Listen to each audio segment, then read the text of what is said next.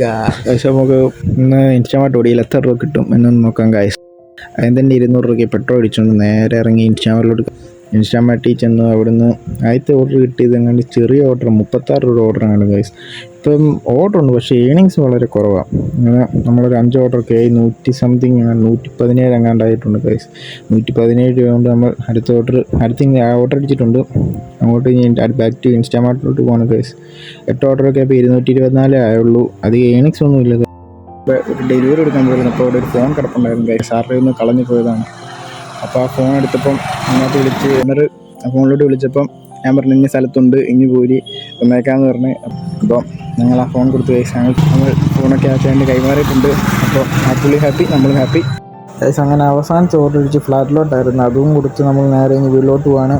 16 ഓർഡറിൽ 571 plus incentive 200 കൂടെ കിട്ടിയിട്ടുണ്ട് ഗൈസ്. അപ്പോൾ ഇന്ന് ഇത്രയേ ഉള്ളൂ. ബൈ.